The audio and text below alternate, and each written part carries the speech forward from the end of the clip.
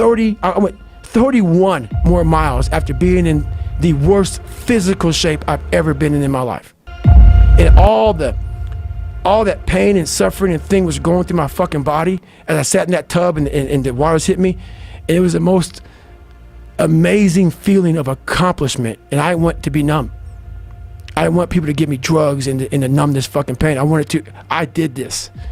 And as crazy as it sounds, it was the most amazing moment of my entire life.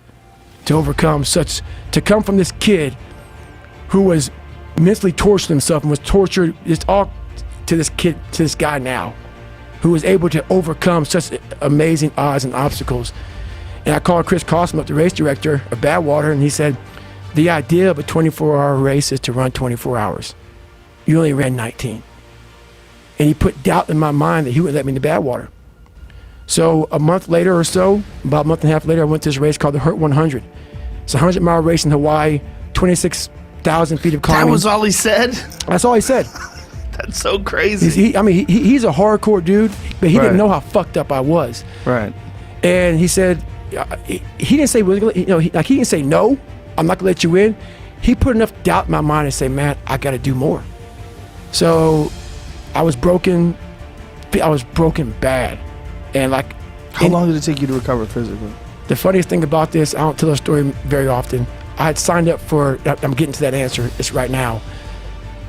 I went on deployment, and me and my wife and my mom signed up for the first Las Vegas Marathon down the strip of Las Vegas. And that incident happened, so I ran 100 miles before I ran a marathon. 2 weeks later, roughly, December 5th, was this marathon that we all signed up for. I couldn't walk. I could not walk. I was fucked up. So 10 days or 2 weeks after this 100-mile in one race I did, this marathon, December 5th in Las Vegas. I said, you know what, it's the first one. I can't run. Maybe I can walk with my mom. So I tried to go out to this little knoll around our grassy area in San Diego. I tried to run. Legs were broken. I said, fuck, I can't even, I'm jacked. Can't do shit. So I said, you know what, maybe I'll watch you guys do the marathon and I'll cheer you guys on, whatever. And I said, I'll try to walk with my mom. December 5th happened. That gun went off, 2005. 14 days after, I broke myself off and I qualified for the Boston Marathon. I ran 3:08. That's crazy. And what's funny about it, I know people may hear say this motherfucker, even when I tell you the story, I want to drop so many names. Google it, look it up. I don't give a fuck. It almost seems like I'm making my own story up. It does. It almost seems like it to you? It does. But like when I tell it, if I were to hear somebody, let's say I listen to your Joe Rogan's podcast. I heard some black dude from fucking Brazil and talking about this happened, 3 hell weeks, ranger school, ran 100 miles, broke my feet, broke my body.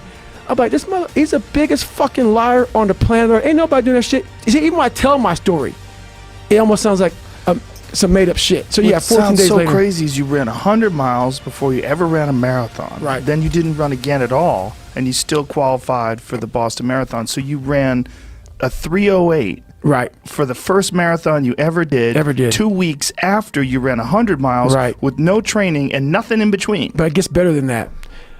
You can see my training log that I actually posted up. So that's when I started training for the Hurt 100. So basically what happened was, after that, I had about 4 weeks. What did it feel like to run that 3:08 if you could barely walk? When that gun went off, something went off in my head, and I didn't feel that much pain at all. Afterwards, I did, but something happened where I was like, the gun went off, and that thing came back. Like, all right, man, what if? Because I wanted to qualify for Boston. That was my goal. But I was jacked up, and I didn't run as much as I should have at all over my Iraq training. I hit the weights, but my goal was, when I signed up for it a year early, I wanted to qualify for Boston, which was a 3:10:59. And I was like, what if you can qualify for Boston, man? You just ran 100. So what helped me out, I just ran 101 miles. What the fuck is 26 miles to me now? So the mindset going into it was like, I ran 75 more miles than this. So I used it to my advantage. So After that happened, I ran with my feet pretty much broken. I would go to the physical therapist, and they had this compression tape. Compression tape helped because my feet were pretty bad off. And I would run 70, 80, 100-mile weeks. And then I went to the Hurt 100, race in Hawaii, 26,000 feet of climbing over 100 miles. Probably one of the top 5 hardest 100-mile races in the world. I wasn't even a real runner. Yeah, I had banked a lot of miles by the last what, 2 months. But I wasn't a runner. Went out there and got through the race. Did it in 33 hours, was the 9th place finisher. Not many people finished that year. And I qualified for Badwater and got in. And I went on to lose weight and train hard, and I got 5th my first year and went back my second year and got 3rd. When you say you lost weight, like what were you eventually weighing? So I went to the race about 190. So you lost quite a bit from Yeah. your bodybuilding time. Right. That's over a short period of time. Right. How did you lose all that weight? Once again, I just worked out hard. I stopped taking my protein so much. I was on this stuff called Nitrotech. And I got off all the protein stuff. And I stopped hitting the weight so hard. And I just became a running fool. Became the Black Forrest Gump, man, pretty much. Pretty simple, man. That's what happened. Now, when you say you were using compression tape on your feet and that your feet were jacked up, what was the extent of the injuries? So basically, because of my pronation that I never figured out because of my psoas muscles, I always had issues with stress fractures, shin splints. So I put a lot of pressure on the inside of my ankles. And so there's this tendon that goes up the back side of your, I don't know if it's your fibula, on the backside of that little bone on the backside of your foot. It goes right up beside that, right alongside that bone. And that thing was just so flared up on both sides that even this flexing my foot was just killing me. So I realized when you cast that thing up, casting my feet always helped me out because it locked my foot into a position that wouldn't make me pronate as much. So between the casting of that, and if you watch the Badwater video of 2006, you'll see me crossing the finish line with this compression tape, literally like flying on my ankles because I went to the race with compression tape on my ankles. And so basically, I'd have that on my ankles.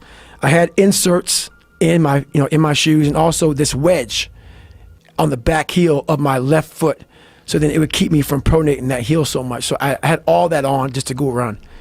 And I ran my ass off and went to Badwater 2006 and with compression tape on my feet and walked a lot, but I got 3rd place. Do you always run with regular running shoes? I do, yeah. So now I don't have those issues anymore. All the stretching has opened my body up to where how it should have been. So my alignment is pretty good. It's not perfect. So now I just run in regular running shoes now.